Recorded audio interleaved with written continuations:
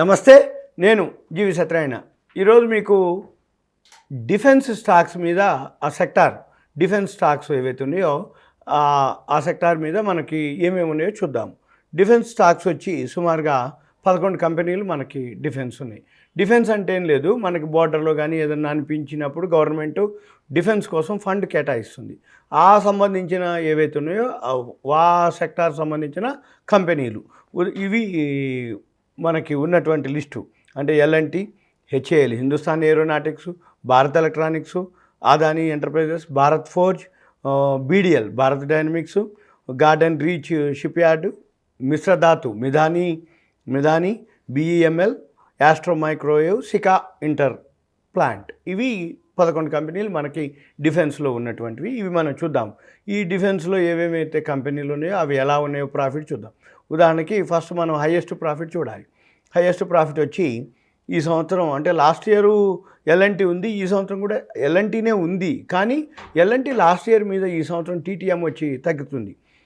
Last year 11,583 కోట్లు, 582.93 కోట్లు ఉంటే ఈ సంవత్సరం నెట్ ప్రాఫిట్ 8,753.39 కోట్లుగా చూపిస్తుంది. ఇది ఎక్స్పెక్టేషను. కొంచెం అటు ఇటుగా ఉండొచ్చు, ఎక్కువ ఉండొచ్చు, అలానే ఉండొచ్చు. సెకండ్ వన్ వచ్చి HAL వచ్చి 3,239, 3,517. ఈ L&T కంటే బెటర్గా ఉంది. అంటే ఏంది, L&Tలో ప్రాఫిట్ తగ్గింది. అంటే లాస్ట్ ఇయర్ 21 మార్చి కంటే 21-22 మార్చి తగ్గుతుంది అని చూపిస్తుంది. కాబట్టి HAL వచ్చి ఓకే, 32,000-39,000 కోట్లు లాస్ట్ ఇయర్ ఉంటే ఈ సంవత్సరం 3,517. అందుకని L&T కంటే కూడా HAL బెటర్గా ఉంది.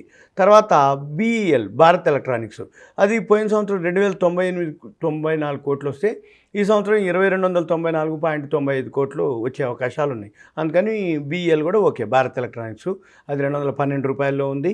HAL వచ్చి 1,430 రూపాయల్లో ఉంది. తర్వాత అదానీ ఎంటర్ప్రైజ్ కూడా పర్లేదు, బాగానే ఉంది.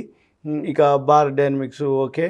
ఇక మెయిన్ ఇంకా మిగిలినవన్నీ మామూలుగానే ఉన్నాయి. ఒక BEML మాత్రం బాగుంది. అది BEML వచ్చి లాస్ట్ ఇయర్ 69 కోట్లు, 68.9 కోట్లు వస్తుంటే ఈ సంవత్సరం 102 కోట్లు వస్తుంది. అంటే 30 కోట్లు సుమారుగా 30%, 50% ప్లస్లో కనబడుతుంది. 69కి 102, 102 అంటే సుమారు 31 కోట్లు. 31 కోట్లు 7 అంటే 40% ఇంక్రీజ్ ఉంది.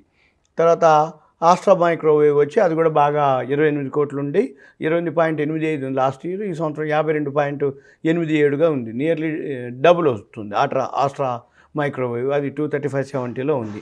తర్వాత ఇంకోటి సికా ఇంటర్ ప్లాంట్, చిన్న కంపెనీ, అది 11.89 crores లాస్ట్ ఇయర్ ఉంది. ఈ సంవత్సరం 17.10 కోట్లుగా చూపిస్తుంది. తర్వాత ఈ లేటెస్ట్ క్వార్టరు నెక్స్ట్ PE చూడాలి మనం. PE ఏదైతే ఉందో లో PE, హై PE చూడాలి. హై PE వచ్చి అదాని వచ్చి బాగా హైలో ఉంది PE రేషియో. అందుకని అదాని ఎంటర్ప్రైజెస్ కొంచెం అంటే హై ప్రైస్ అన్నట్టు. అంటే ఇండస్ట్రీ ఏదైతే PE ఉందో ఈ వీటిల్లో కూడా డిఫెన్స్ స్టాక్స్లో కూడా ఒక్కొక్క సెక్టార్కి ఒక్కొక్క PE రేషియో చొప్పున మన స్క్రిప్ట్ వైజ్ వచ్చి మనం మళ్ళీ సెక్టార్ PE చూసుకోవాలి. సెక్టార్ PE అన్నా ఇండస్ట్రీ PE అన్నా రెండు ఒకటే.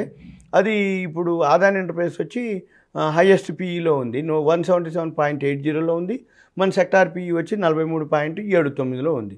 సపోజ్ లో PE చూస్తే మనకి HAL ఒకటి లో PEలో ఉంది, 13.62లో అవైలబుల్ ఉంది. సెక్టార్ PE వచ్చి 26 ఉంది. అంటే ఏంటిది, HAL డబుల్ అయ్యే అవకాశాలు కనపడుతున్నాయి. అంటే దీని ప్రకారం, అంటే PE ఇండస్ట్రీ PE ప్రకారం ఇవన్నీ మీకు ఒక ఐడియా కోసం, ఇది ఒక అవగాహన కోసం, ఇది మీకు ఎడ్యుకేషన్ పర్పస్, నాలెడ్జ్ పర్పస్. అంటే PE రేషియో తక్కువ ఉండి సెక్టార్ PE కనుక ఎక్కువ ఉంటే పెరుగుతుంది అనేది ఒక ఐడియా అనమాట. తర్వాత నెక్స్ట్ మీరు ఇలా చేసిన తర్వాత అదర్ ఇన్కమ్ ఉంది. ఈ అదర్ ఇన్కమ్ ఏది హై ఉందో చూడాలి. అదర్ ఇన్కమ్ హై వచ్చి మనకి L&Tలో ఉంది 3,579.28 కోట్లు. మిగిలిన తర్వాత అదాని ఎంటర్ప్రైజెస్లో 603 కోట్లు ఉంది. తర్వాత మళ్ళీ నెక్స్ట్ ROCEకి వెళ్ళాలి. ROCE హైయెస్ట్ వచ్చి భారత్ ఎలక్ట్రానిక్స్లో ఉంది 27.91. మన ROE వచ్చి, అంటే నెక్స్ట్ వన్ వచ్చి సికా ఇంటర్ ప్లాంట్లో ఉంది 27.15లో ఉంది ROCE. థర్డ్ వన్ వచ్చి HALలో ఉన్నాం హైయెస్ట్. అంటే మనం ఏం చూడాలి, ROCE బేస్ చేసుకుంటే భారత్ ఎలక్ట్రానిక్స్, సికా ఇంటర్ ప్లాంట్, HALలో ఉండాలి. నెట్ ప్రాఫిట్ కనుక చూసుకుంటే HAL, తర్వాత BEL, మన సికా ఇంటర్ ప్లాంట్ అవి చూసుకోవాలి. తర్వాత ROE రిటర్న్ ఆన్ ఈక్విటీ. ఈ రిటర్న్ ఆన్ ఈక్విటీ హైయెస్ట్ వచ్చి హెచ్ఏఎల్లోనే ఉంది 22.61లో ఉన్నాం. అందుకని హెచ్ఏఎల్ మనం ముందుకు పోవచ్చు అనేది ఇది చెప్తుంది. సికా ఇంటర్ ప్లాంట్ కూడా 20+ ఉంది కాబట్టి 20 నెక్స్ట్ వన్ ఆర్ఓఈ ప్రకారం చూసుకుంటే హెచ్ఏఎల్ సికా ఇంటర్ ప్లాంట్ ఇది మనము నెక్స్ట్. తర్వాత రిజర్వ్స్ వచ్చి హైయెస్ట్ రిజర్వ్స్ ఏ కంపెనీలో ఉన్నాయి, ఎల్ఎన్టీ దగ్గర ఎక్కువ ఉన్నాయి. ఎల్ఎన్టీ ఏ విధంగా చూసినా ఓకే, ఎందుకంటే నెట్ ప్రాఫిట్ కొంచెం తగ్గినా కానీ రిజర్వుల విషయంలో ఎక్కువ ఉన్నాయి. ఎందుకంటే ఎప్పుడైనా సరే కంపెనీ రిజర్వులు ఎక్కువ ఉంది అంటే ఏంటంటే కంపెనీ మిగిలిపోయిన నిధులు అనమాట. అంటే వచ్చిన ప్రాఫిట్ని డివిడెండ్ ఇచ్చిన తర్వాత మిగిలిపోయింది రిజర్వ్కి వెళ్తుంది. నెట్ ప్రాఫిట్ గ్రాస్ ప్రాఫిట్లో ఖర్చులు పోగా డివిడెండ్ పోగా మిగిలిపోయింది నెట్ ప్రాఫిట్. ఈ నెట్ ప్రాఫిట్ ఏదైతే ఉందో నెక్స్ట్ ఇయర్కి రిజర్వ్ ఫండ్ అవుతుంది. ఆ రిజర్వ్ ఫండు ఎంత ఎక్కువ ఉంది అంటే ఆ కంపెనీ అంత స్ట్రాంగ్ ఉన్నట్టు. అందుకని కొంచెం లాభం తగ్గినా కానీ ఎల్ఎన్టీ ఏం కాదు, రిజర్వ్స్ ఎక్కువ ఉన్నాయి ఒకటి. తర్వాత అదర్ ఇన్కమ్ ఎక్కువ ఉంది. తర్వాత ఎల్ఎన్టీ మెట్రో రైలు ఏవైతే ఉన్నాయో అవన్నీ కూడా ఎల్ఎన్టీ కిందే ఉంటాయి. ఏ మెట్రో కట్టాలన్నా వేరే వాళ్ళు కట్టేది లేదు, ఎల్ఎన్టీ వాళ్ళే కట్టాలి. కాబట్టి డిఫెన్స్ స్టాక్ ఒకటి, ఎల్ఎన్టీ మెట్రో రైలు ఒకటి, ఎల్ఎన్టీ ఒక ఆర్గనైజేషను, రిజర్వులు కానీ ఏదైతే అదర్ ఇన్కమ్ కానీ అన్ని విధాలా కూడా ఉంది. మళ్ళీ నెక్స్ట్ డెట్ చూస్తే డెట్ కూడా అదే ఎక్కువ ఉంది ఎల్ఎన్టీనే. మనము డెట్ విషయంలో వదిలేయచ్చు, ఎందుకంటే ఎల్ఎన్టీ లాంటి బ్రాండ్ కంపెనీకి రా మెటీరియల్ సప్లై చేసేవాళ్ళు చాలామంది ఉంటారు. అవి ఎక్కువ పెండింగ్ ఉంటాయి. ఎందుకోసం అంటే వాళ్ళు పేమెంటు ఇవ్వాల్సి ఉంటుంది. ఆ పేమెంట్ రా మెటీరియల్ ఎవరైతే ఇసుక, కంకర, సిమెంటు, స్టీలు సప్లై చేస్తారో వాళ్ళ కోసము ఈ రా మెటీరియల్ సప్లై చేసే వాళ్ళకి పైసలు ఇవ్వాల్సి ఉంటుంది. అది డెట్ కింద ఉంటుంది. దాంట్లో రెండు ఉంటుంది, short term debt, long term debt. Short term debt అంటే రా మెటీరియల్ సప్లై చేసే వాళ్ళు ఎవరైతే ఉంటారో వాళ్ళకి ఇవ్వాల్సిన పేమెంట్లు ఉంటే అవి షార్ట్ టర్మ్ డెట్ కింద అప్ కిందే చూపిస్తుంది ఇది. లాంగ్ టర్మ్ డెట్ అంటే ల్యాండ్, బిల్డింగ్, మెషినరీ అట్లా పెట్టి చేసేదాన్ని మనం లాంగ్ టర్మ్ డెట్ కింద ఉంటాం. సపోజ్ డెట్ లేనటువంటి కంపెనీ కావాలనుకుంటే భారత్ ఎలక్ట్రానిక్స్ ఉంది, అది జీరో డెట్. జీరో డెట్ అంటే అసలు అప్పే లేదు, రిజర్వులు ఉన్నాయి 11,225, డెట్ అనేది లేనేలేదు. నెక్స్ట్ సికా ఇంటర్ ప్లాంట్ ఉంది,